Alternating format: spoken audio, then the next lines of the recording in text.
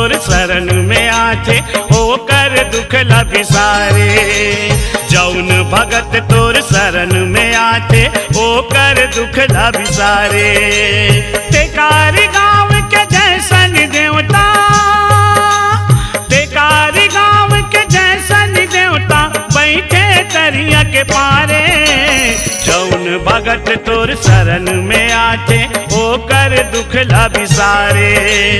जौन भगत तोर शरण में आथे ओकर दुख ला बिसारे। जय शनि देवता, जय शनि देवता, जय शनि देवता, जय शनि देवता।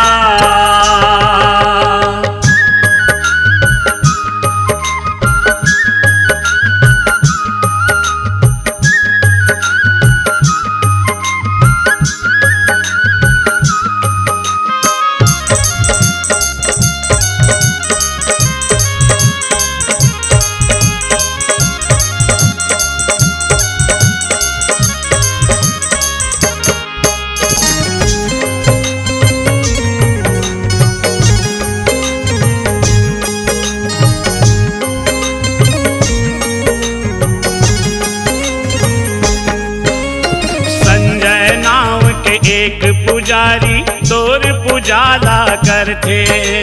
प्रभु के पूजा म गाँव के नर नारी मन आथे।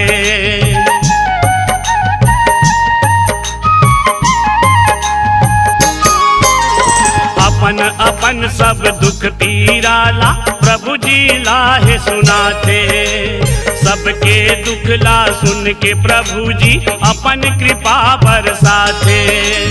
सब जन के शनि भाग जगाथे, सब जन के शनि भाग जगाथे। दे आते ओकर दुआरे। जौन भगत तोर चरण माया थे ओकर दुख ला बिसारे। जौन भगत तोर शरण माया थे ओकर दुख ला बिसारे। जय शनि देवता, जय शनि देवता, जय शनि देवता, जय शनि देवता।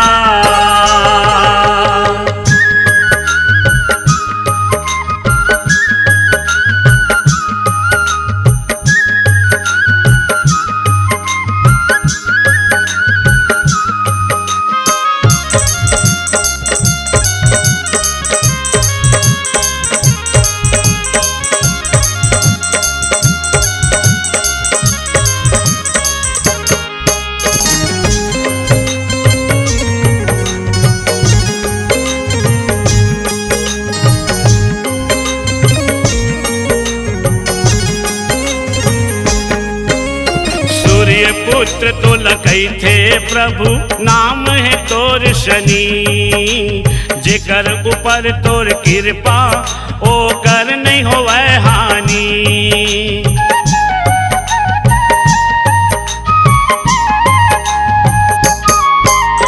तोर सवारी कौआ है प्रभु सुघर तोला सुहाते। दिन शनिवार के करिया कपड़ा तेल तिली चढ़ाते। शनि देव के महिमा है भारी हो। शनि देव के महिमा है भारी नहीं पाए कोनो पारे। जौन भगत तोर शरण में आथे ओकर दुख ला बिसारे। जौन भगत तोर शरण में आथे ओकर दुख ला बिसारे। जय शनि देवता, जय शनि देवता, जय शनि देवता, जय शनि देवता।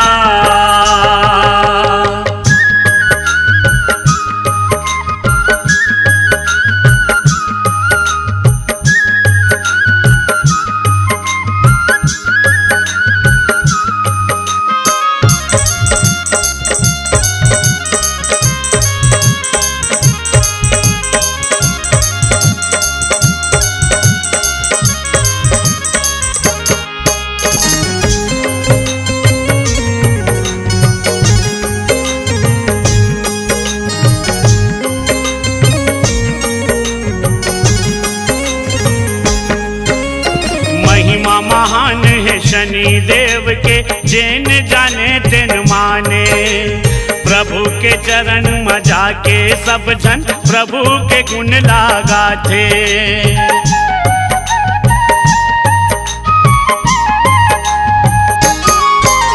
नहीं है जेकर घर लोग लइका प्रभु जी लागो हो राथे। श्रद्धा भक्ति ले पूजा करके मन चाहावर पाथे। भजन भजत जयदास को सरिया,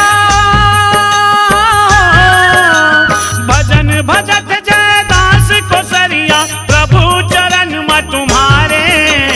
जौन भगत तोर चरण में आते ओकर दुख लट बिसारे। जौन भगत तोर चरण में आते ओकर दुख लट बिसारे। जय शनि देवता, जय शनि देवता, जय शनि देवता, जय शनि देवता।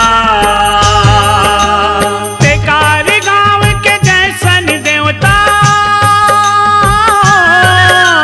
टेकारी गांव के जय शनि देवता, बैठे दरिया के पारे। जौन भगत तोर चरण माया थे ओकर दुख लबिसारे। जौन भगत तोर चरण माया थे ओकर दुख लबिसारे। के जय शनि देवता, के जय शनि देवता, के जय शनि देवता, के जय शनि देवता, के जय शनि देवता।